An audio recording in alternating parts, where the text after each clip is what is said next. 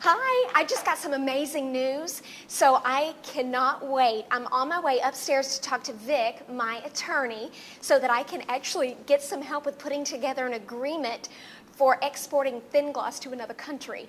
So come with me. I'm going to let you sit in on our meeting, and I'll see you up there. Great. What sort of things been happening? Fun things? Well, I was on a webinar recently with a group of Indian buyers.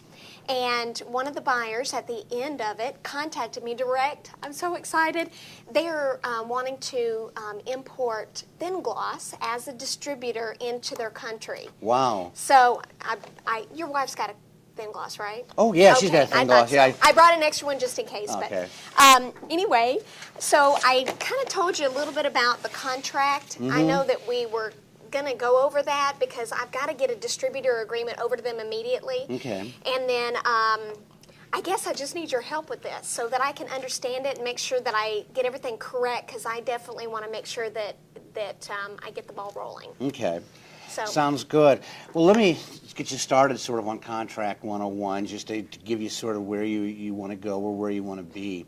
One of the important things to remember is that when people think of a contract, they say, I want to get something and I'm going to get them to sign it, and then when I get them to sign it, I'm going to have something to take them to court and sue them. And that's what a contract does, but it's not its main thing. The main thing of a contract is so that you can define your relationship between the parties so that you know what you're supposed to do. If it says you will pay me something every month on the 30th of the month, then they know they got to pay on the 30th, not the 15th or the 12th, but the 30th.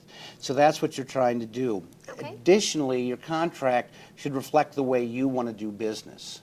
Most things are legal, other than contracts for gambling and a few other things. So what it should reflect is not what fits my form, but the way you want to do business. Okay, very good.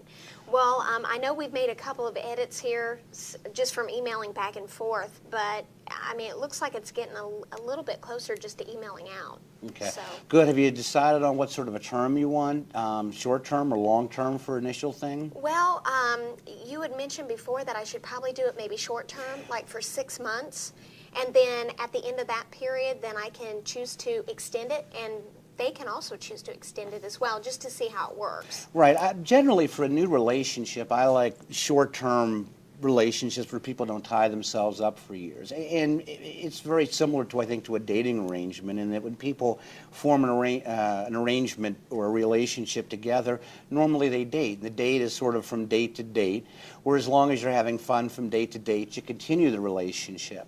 But if you're not having fun, you end it. In that if you go out with somebody and on the second date they give you a long proposal for marriage to stay together for the rest of their life, chances are you turn and run as fast as you could. You're saying, hey, Probably. I'm not there first. I don't know you well enough to know that I want to wake up and see you at age 65, and then I want to put up with you for the next 40 years. That's true. And so, so why would you want to do it in a business relationship? In that, just like a dating relationship, in order for it to continue, it's got to be good for you and it's got to be good for them. So, you set it up on a short-term thing where, you see if it works together, if they like selling your product, if they're successful with your product, if they're making money and happy keeping it. Because if they're not making money, they might want to end it. And from your standpoint, you may want to look at the thing to see whether they're a good distributor. And just like dating, if the relationship progresses and it goes better, then you may want to make it a longer term. But it doesn't seem to make sense to decide to marry somebody and talk about a long-term relationship on the second date before you know them. Sure, that makes total sense. You're so good at explaining things to make it easier to understand.